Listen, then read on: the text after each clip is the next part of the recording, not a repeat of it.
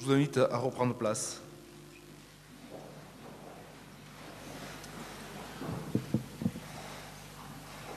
Comment faire pour bien faire? Que faire?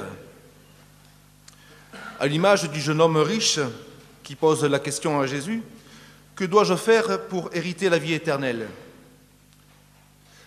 Les versets suivants que je vais vous citer ne sont pas la réponse du Christ, qui est un peu radical parfois. Si ta main est pour toi une occasion de chute, coupe-la.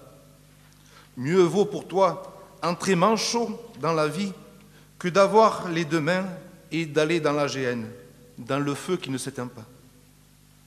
Si ton pied est pour toi une occasion de chute, coupe-le. Mieux vaut pour toi entrer boiteux dans la vie que d'avoir les deux pieds et d'être jeté dans la géhenne, dans le feu qui ne s'éteint point. Et si ton œil est pour toi une occasion de chute, arrache-le.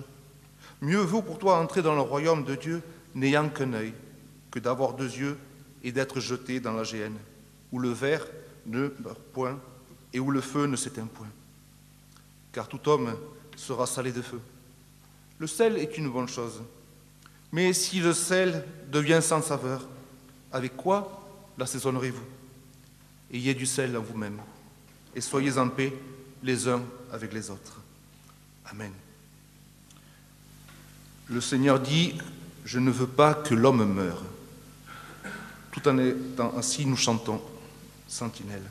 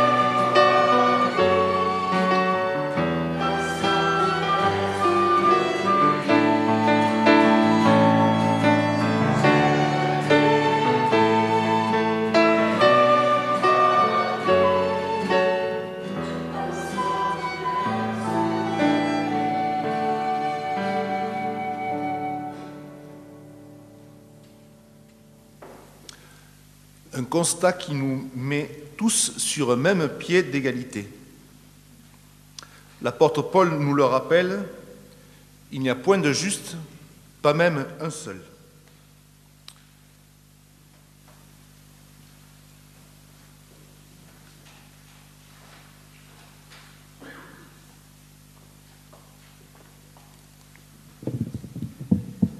Nous prions.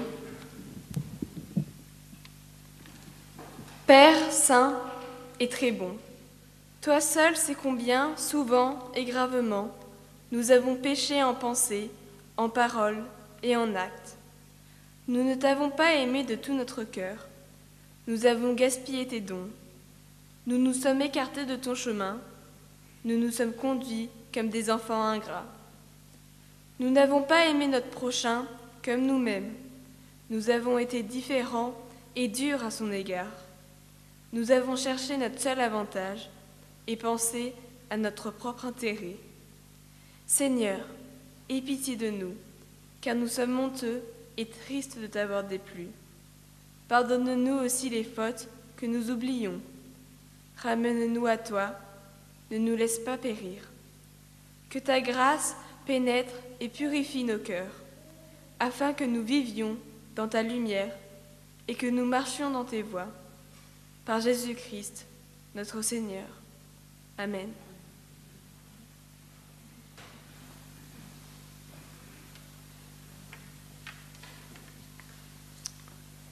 À tes pieds, nous chantons.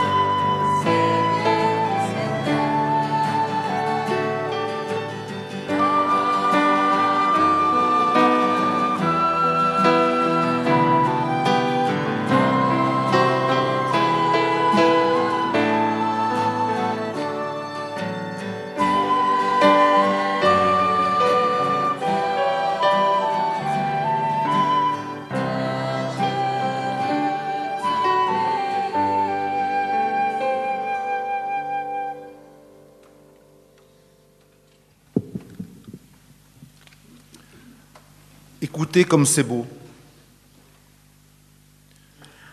Jésus a enseigné ses disciples ainsi.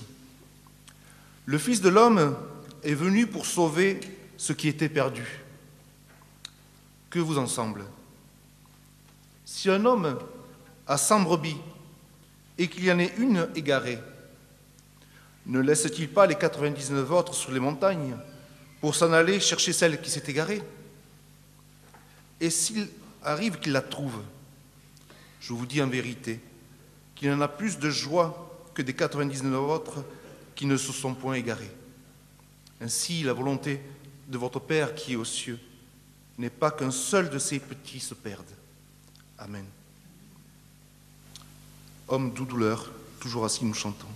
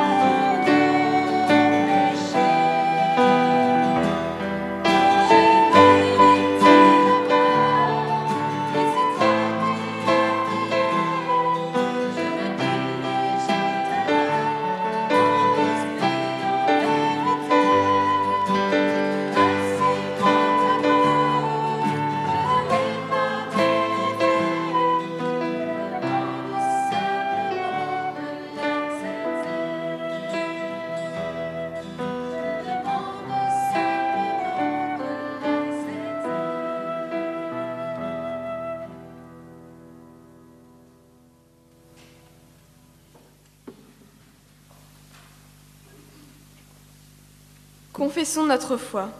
Je vous prie de vous lever.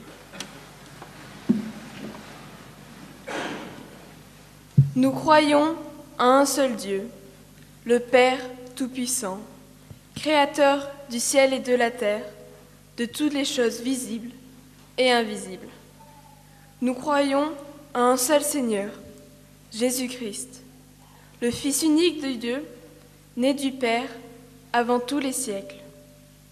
Dieu venu de Dieu, lumière, issue de la lumière, vrai Dieu, issu du vrai Dieu, engendré et non créé, d'une même substance que le Père, et par qui tout a été fait, qui pour nous, les hommes, et pour notre salut, est descendu des cieux et s'est incarné par le Saint-Esprit, dans la Vierge Marie, et a été fait homme.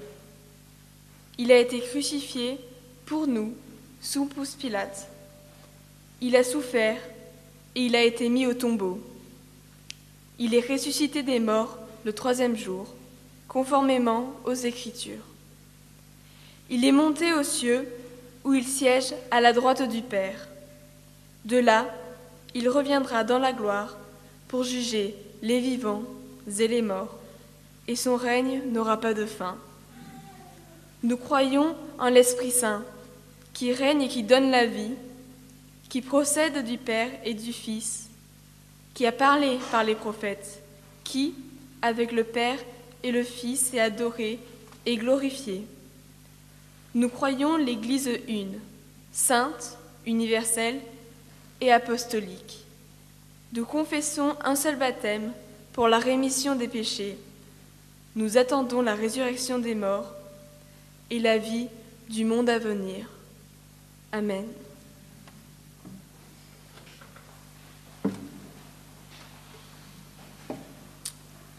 Nous chantons comme un phare.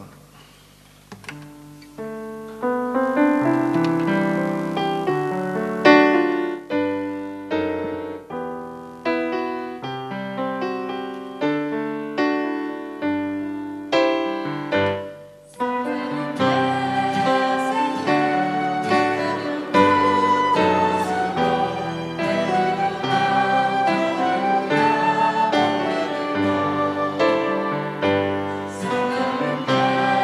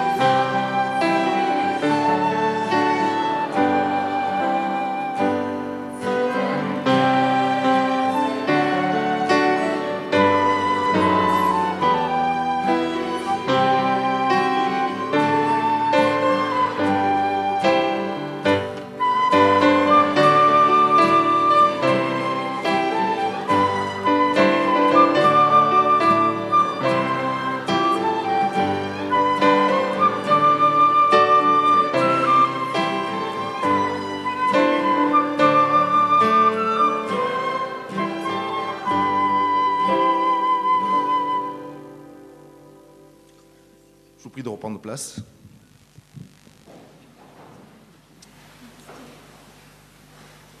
Plusieurs temps. D'abord le premier, le temps des enfants.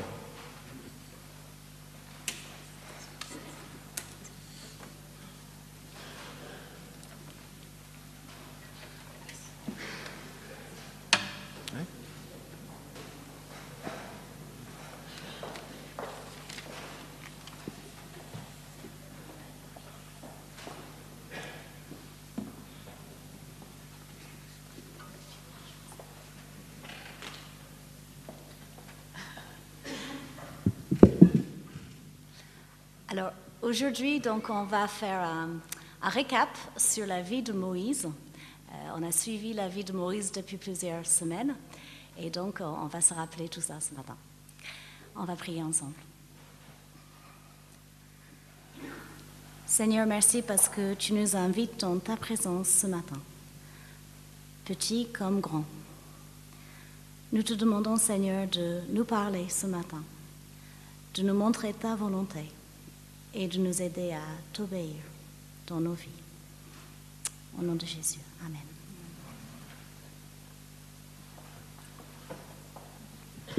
Peut-être projeter les annonces.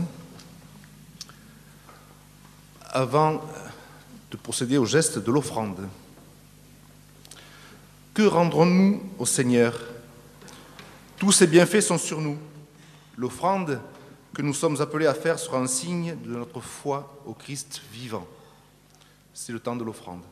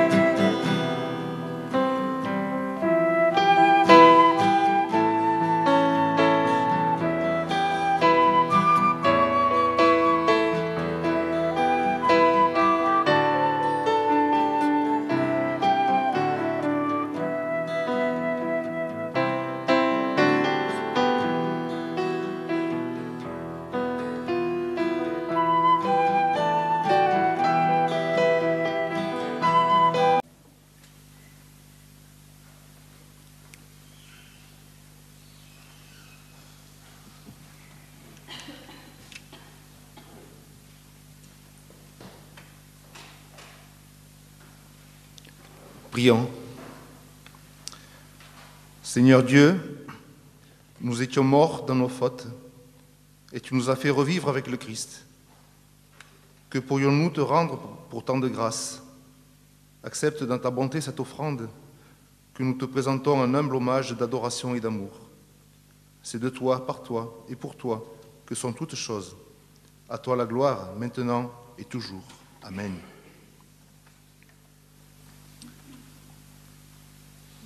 Quelques brèves annonces.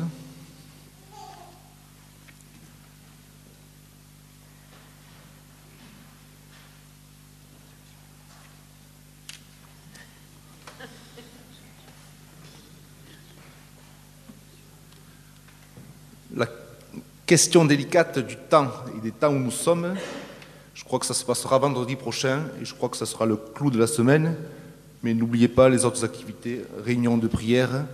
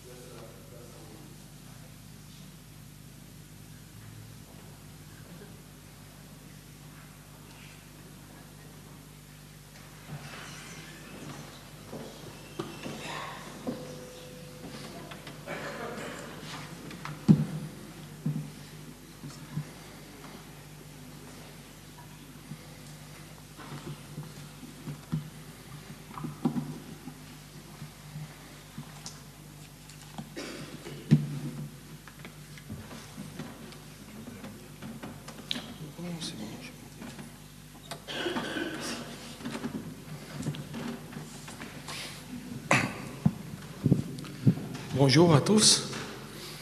Je suis heureux de partager la parole de Dieu avec vous ce matin. Par contre, je suis un peu malade, donc j'espère que ça ne va pas rendre mon français encore plus difficile de comprendre. Mais aujourd'hui, nous lisons dans l'Évangile de Jean, chapitre 6, du verset 16 au verset 21. C'est un texte qui continue notre série de messages sur le miracle dans l'Évangile de Jean, le miracle qui révèle la vraie identité, le caractère de notre Seigneur Jésus. La semaine dernière, Marc nous a parlé du miracle de la multiplication des pains.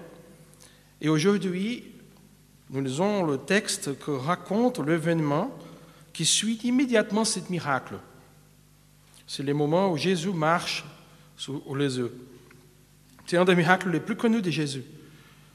Dans la culture populaire, cette capacité de Jésus de marcher sur les eaux est souvent rappelée, parfois de manière un peu banale. Mais il y a là un message qui est très important pour nous aujourd'hui. Il y a trois récits de Jésus, trois récits qui racontent cette histoire de Jésus qui marche sur les eaux. Autre que la version que nous lisons aujourd'hui dans l'Évangile de Jean, ce récit apparaît aussi en Matthieu 14 et Marc 6. Et chaque version ajoute des détails qui nous aident ou qui mettent en évidence un aspect différent de ces miracles. Aujourd'hui, dans la version de Jean, on va se concentrer sur les éléments que l'évangéliste lui-même voulait apporter à nos cœurs, à nos esprits. Avant de lire ce texte, je vous invite à prier encore une fois. Merci Seigneur pour ta parole. Merci Seigneur pour ta bonté, ta grâce, ton amour pour nous. Nous te demandons la sagesse de ton Saint-Esprit et que ton Esprit vienne nous aider à mieux comprendre ta parole et surtout à la croire et à l'obéir. Au nom de Jésus. Amen. Jean, chapitre 6, versets 16 à 21.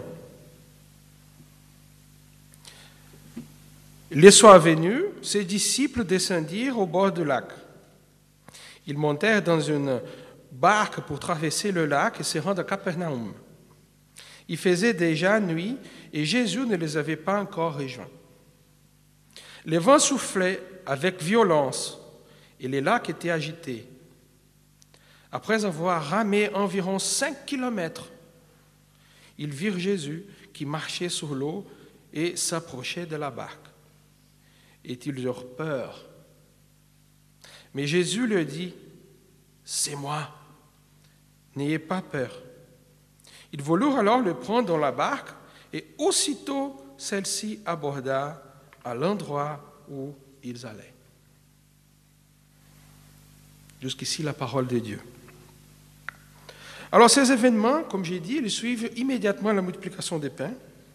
J'imagine que les disciples, à ce moment-là, étaient très fatigués, excités pour cette journée qu'ils viennent de passer. Mais il est tard, ils ont le désir de rentrer chez eux à Capernaum. Et cette ville est à l'autre extrémité de la mer de la Galilée, ou le lac de Galilée. Et ainsi, ils ont dû parcourir une distance totale d'environ 10 kilomètres. Et c'était déjà tard. Alors, je ne suis pas un spécialiste de la voile, mais je ne peux ni rêver de me comparer avec les compétences et les connaissances de ces disciples. Mais lorsqu'il était déjà tard, et à mon humble avis, ce n'était pas peut-être la meilleure idée d'embarquer à ce moment-là. Peut-être ils connaissaient mieux le lac et leurs propres compétences. La mer peut-être n'était pas particulièrement menaçante à ce moment-là. Moi, j'ai déjà fait cette traverse dans le sens contraire, de Capernaum à Tibériade. Je me rappelle que ces jours-là, la mer était calme, jolie. C'était aussi la fin de l'après-midi, le soleil était bas. La mer était calme, il ressemblait vraiment à un miroir. On pouvait voir même le réflexe des oiseaux. C'était un voyage très doux, paisible, tranquille. Et à ce moment-là, je me rappelle que j'ai ressenti beaucoup de sentiments, mais certainement pas de peur. C'était complètement paisible. Peut-être à cause du fait que j'étais aussi dans un grand bateau motorisé pour des touristes avec un capitaine que je ne sais pas s'il était chrétien, mais il chantait des chants de gospel pour entretenir cette clientèle évangélique. Et peut-être la mer était dans les mêmes conditions pour le disciple. Il faisait maintenant soir, il dit le texte, et Jésus n'était pas encore venu à eux. Il était tard, c'est l'heure de partir, il faut aller. Et selon le récit de Marc et Matthieu, Jésus les avait autorisés à partir sans lui. Il avait dit qu'il ne faudrait pas du tout l'attendre parce qu'il avait des choses à faire, il faudrait même prier toute seule. Donc il avait toutes les conditions favorables pour aller dans le bateau. Et c'est ça que nous faisons dans nos vies.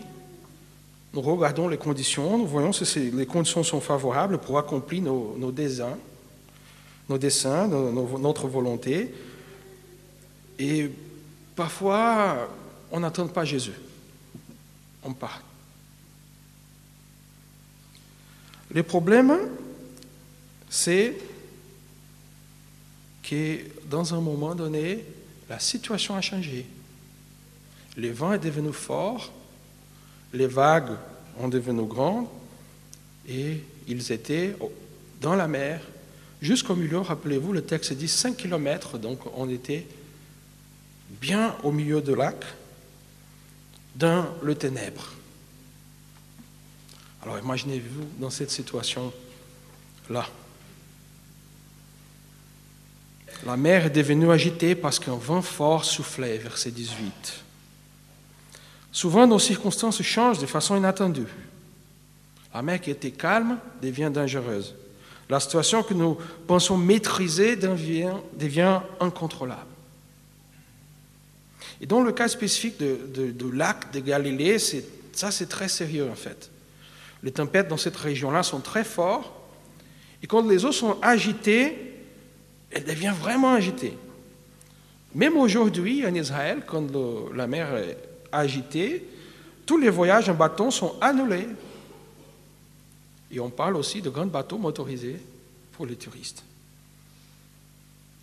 Alors imaginez à cette époque-là, dans une barque de pêcheurs du 1er siècle, avec rien que des rames et la force de leur propre bras, dans l'obscurité.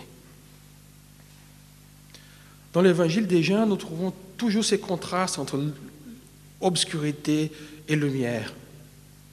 Et Jean nous montre toujours qu'où Jésus est, on trouve la lumière. Mais sans Jésus, il n'y a que des ténèbres. Et dans cette situation de disciples, ils avaient une illustration réelle de cette réalité. Ils étaient dans les ténèbres, dans le danger, sans Jésus. Ils n'avaient aucun instrument qui lui permettrait de mesurer à quelle distance il était, pour lui donner l'espérance de savoir, il a encore 5 km.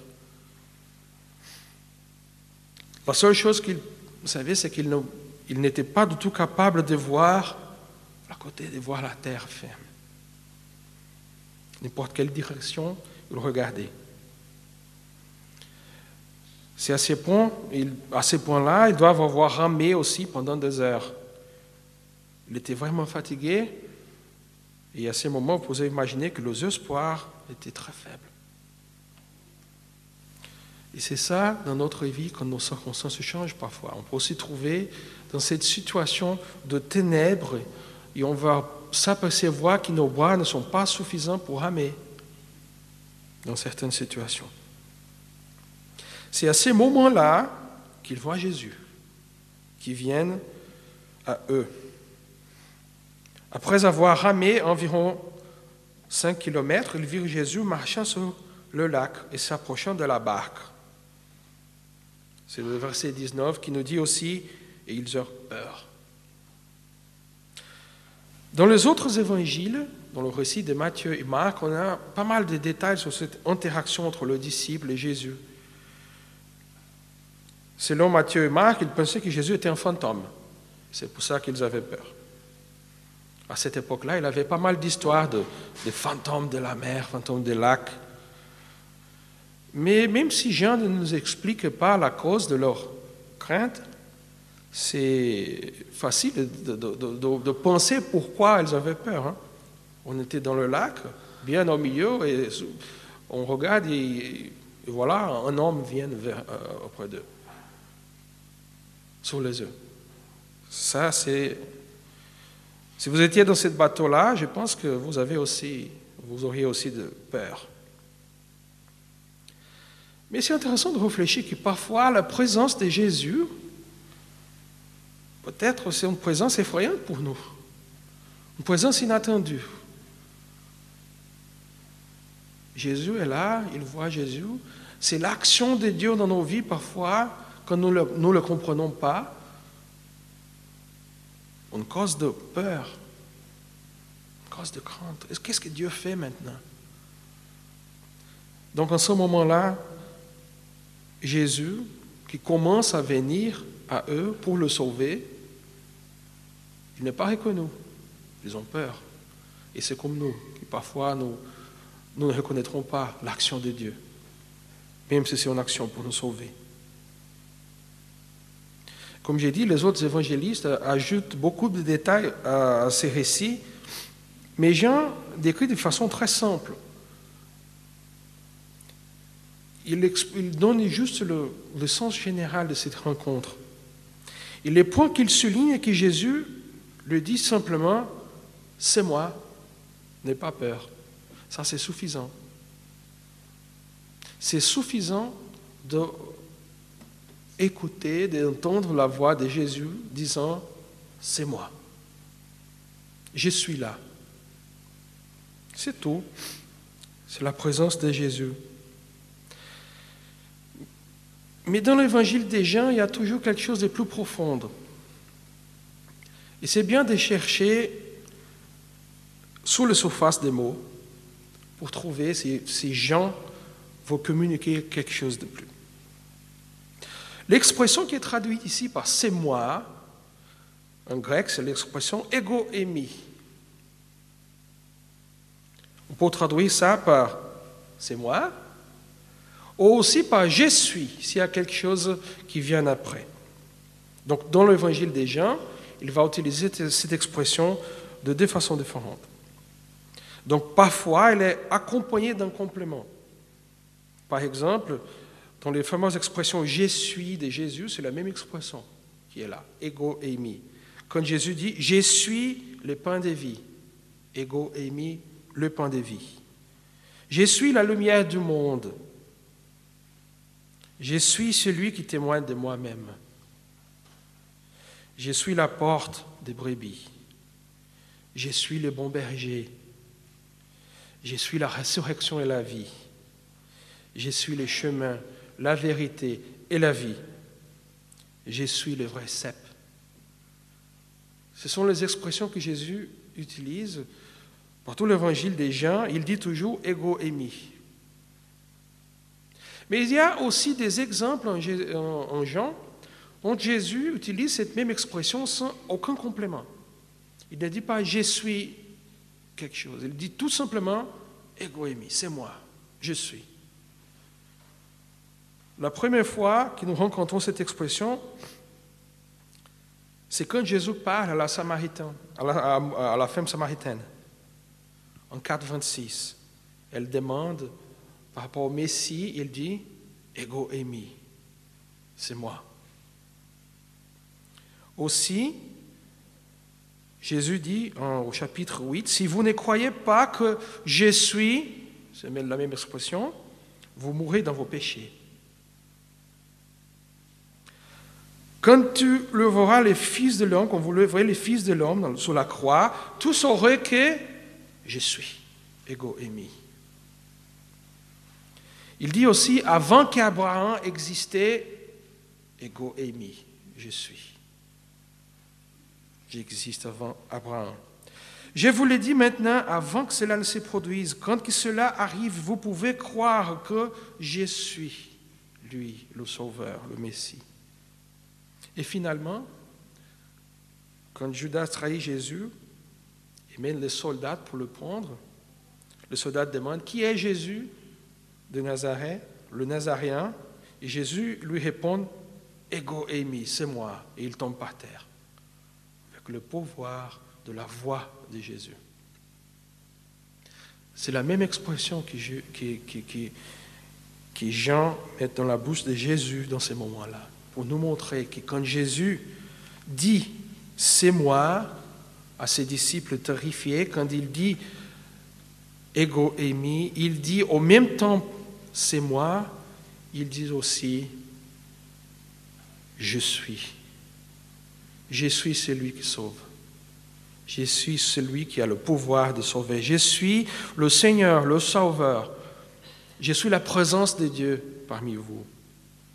Je suis l'Emmanuel, Dieu avec vous. La présence de Dieu avec nous. La présence de Jésus, c'est la présence qui apporte la vie, la lumière. C'est la présence qui calme le peur, qui calme la tempête. C'est la présence qui nous délivre du péché et du mal, de la mort. C'est la présence qui nous sauve de l'heure le plus sombre de nos âmes. Et Jean ne raconte pas le détail de comment Jésus est finalement entré dans la barque. Il dit tout simplement qu'ils furent heureux de le mener dans la barque, évidemment, et immédiatement la barque était à la terre où ils allaient. Il y a ceux qui disent que c'est un deuxième miracle. C'est une espèce de télétransport. Immédiatement, ils sont au bord de lac. Mais je ne crois pas. Si on lit les autres récits, on va voir que ça veut dire tout simplement qu'après le moment où Jésus entre dans la barque avec le disciple, le voyage devient doux et calme. Ils arrivent tout de suite. Alors, il y a un détail qui n'est pas expliqué là dans ces récits, mais qui Marc nous raconte dans son évangile. Il dit que les disciples avaient peur parce qu'ils avaient oublié ou n'avaient pas compris le miracle de pain. Ça, c'est intéressant. C'est dans l'évangile de Marc. Ils n'avaient pas compris le miracle de pain. Peut-être ils discutaient entre eux le miracle encore. Ils voudraient savoir quel était ce miracle-là. Mais de toute façon, ils n'ont pas compris que Jésus avait ce pouvoir extraordinaire et jusqu'à quel point son pouvoir pouvait aller. Donc, ils ont oublié le pouvoir de Jésus. Est-ce que ça arrive parmi nous, même aujourd'hui? On voit l'action de Dieu et tout de suite après, on s'oublie de son pouvoir. On s'oublie de ce qu'il peut faire. On s'oublie que Jésus est là et on essaie de ramer avec la force de nos bras. C'est ça qui est arrivé aux disciples. Et donc, quand Jésus utilise aussi cette expression « ego eimi », c'est moi, je pense que Jésus aussi est en train de faire une autre chose. Il rappelle ce disciple d'un texte biblique, d'un texte que nous trouvons dans le livre d'Exode, chapitre 3, verset 14, dans la version grecque, que j'imagine que le disciple connaissait. Lorsque Moïse demande à l'Éternel, qu'est-ce que je dois dire aux Israélites? Qui m'a envoyé pour vous sauver? Et Dieu lui répond tout simplement, ego eimi. C'est moi, le Dieu créateur, le Dieu sauveur, le Dieu de l'alliance. Donc, à ce moment, quand Jésus se révèle à ses disciples, je crois que leurs esprits, cette parole revienne. C'est le même Dieu qui a guidé son peuple à travers les œufs, qui maintenant sauve ses disciples de la tempête. Il y a plusieurs textes dans l'Ancien Testament qui, j'imagine, à cause de cet usage, de cette parole, de ces mots que Jésus utilise, qui peut-être sont venus aux esprits des disciples. Pensons par exemple au psaume 77 où nous lisons « Je rappellerai les œuvres de l'Éternel, car je me souviens de tes merveilles d'autrefois. Je parlerai de toutes tes œuvres, je raconterai tes autres fêtes. Ô Dieu, tes voies sont saintes, que Dieu est grand comme Dieu. Tu es le Dieu qui fait des prodiges, tu as manifesté parmi le peuple ta puissance, par ton bras tu as délivré ton peuple, le fils de Jacob et de Joseph. Les eaux t'ont vu, ô Dieu, les eaux t'ont vu, elles ont tremblé, les abîmes se sont émus. »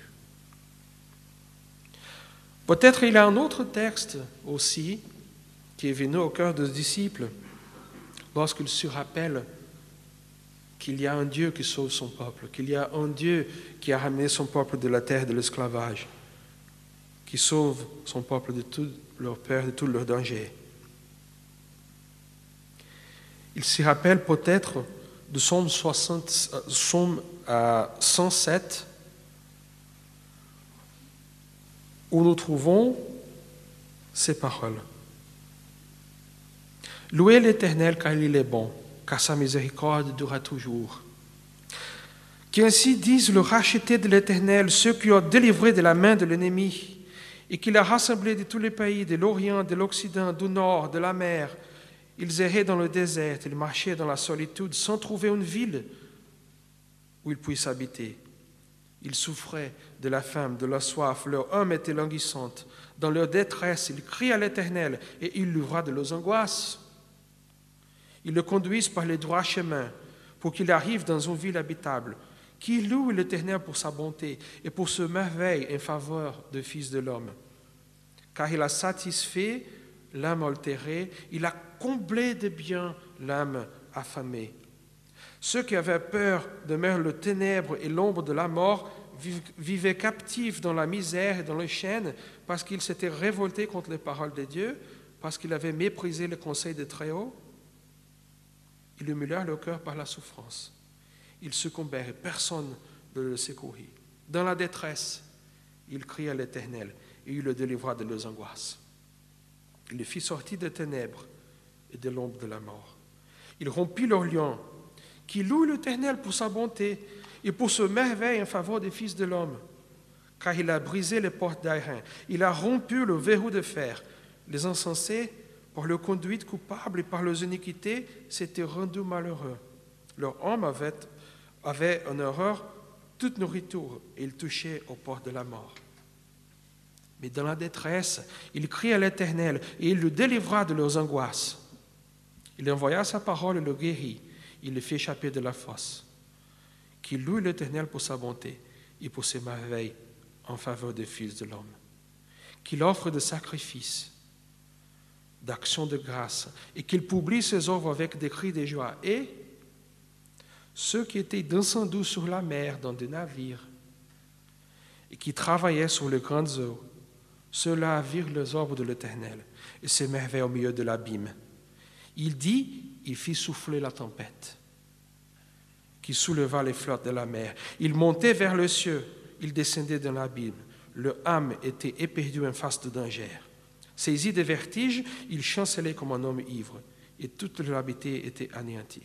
Dans leur détresse, il cria à l'Éternel et il délivra de leurs angoisses. Il arrêta la tempête, ramena le calme et les ondes se turent. Ils se réjouirent de ce qu'ils s'étaient apaisés et l'Éternel conduisit au port désiré. Ça, c'est le psaume 107 qui nous raconte comme le peuple de Dieu, en se rappelant du pouvoir de Dieu, on le sauvait de l'esclavage en Égypte, se rappelle qu'il est aussi le Dieu qui le conduit dans le danger, ou parmi le danger de la mer. Qui est le Dieu aussi qui parfois crée des tempêtes, mais qui est capable de protéger son peuple dans ces mêmes tempêtes. Rappelez-vous, c'est Jésus qui a autorisé le disciple à partir sans lui. Selon la version de Marc et Matthieu, il dit carrément, vous pouvez aller sans moi. Est-ce que Jésus ne savait pas qu'une tempête viendrait? C'était sa volonté. de laisser les disciples pour un moment, pour un instant, dans ces ténèbres, de les aider à comprendre qu'il faut que Jésus soit avec eux. Il faut que Jésus soit dans la barque. Il faut que Jésus soit présent pour que l'obscurité, le ténèbre se dissipe et que la lumière vienne. Dans les heures les plus sombres de notre vie, au milieu des eaux, quand nous sommes seuls et impuissants, il faut attendre Jésus. Il sera là. Il n'abandonnera jamais son peuple. Et s'il y a quelqu'un ici aujourd'hui qui ne connaît pas encore cette présence, qui n'a pas jamais vu Jésus dans sa barque, je vous invite à considérer la bonté de l'Éternel. Je vous invite à réfléchir sur qui est ce Jésus, le Fils de Dieu, qui est venu sauver ceux qui étaient perdus. À tous, je propose ce défi. Apprenons à attendre Jésus dans l'obscurité, dans la tempête, au milieu des vagues. Il viendra à son temps. Il nous guidera à travers les eaux. Il nous sauvera. Il nous amènera sains et saufs au bord de la mer.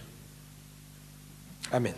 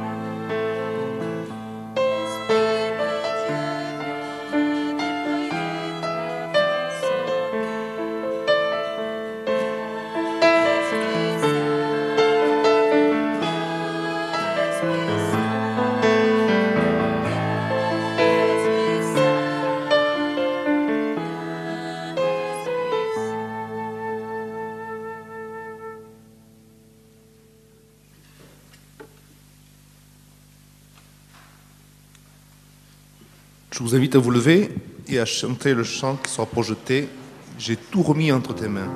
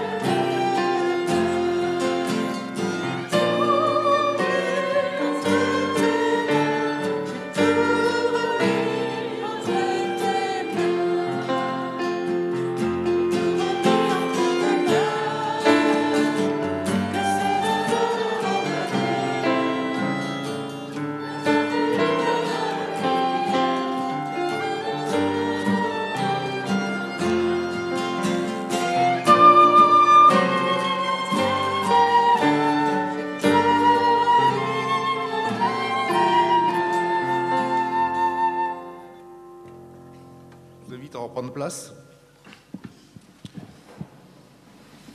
C'est bientôt le moment de nous séparer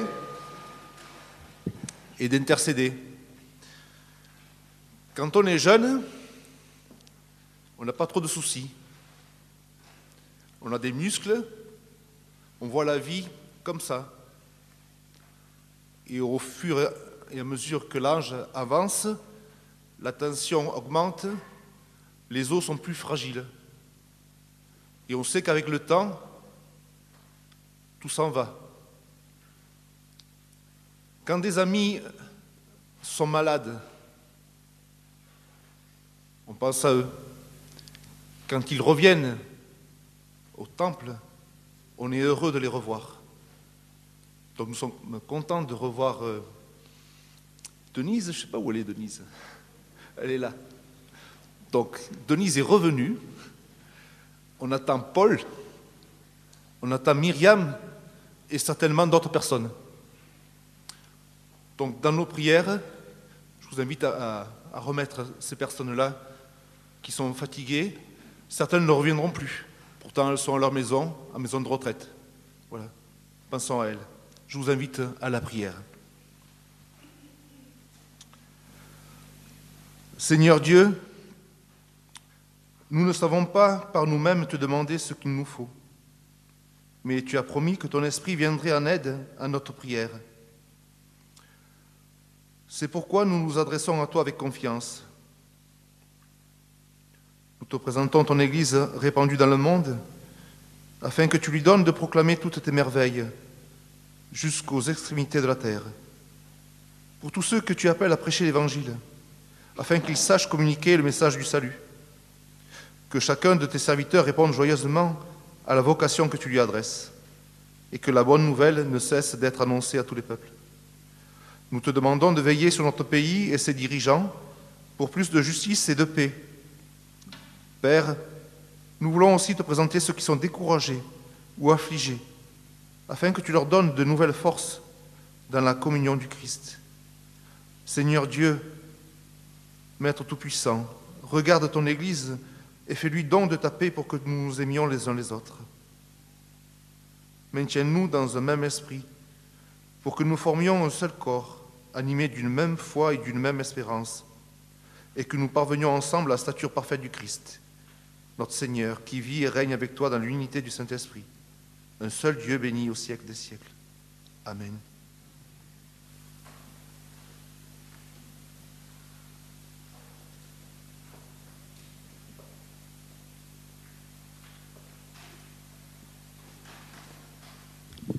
Je vous invite à vous lever pour la première l'envoi.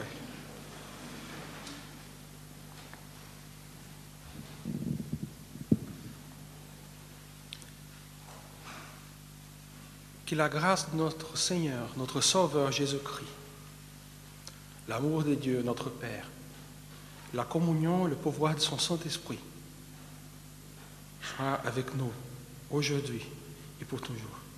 Amen.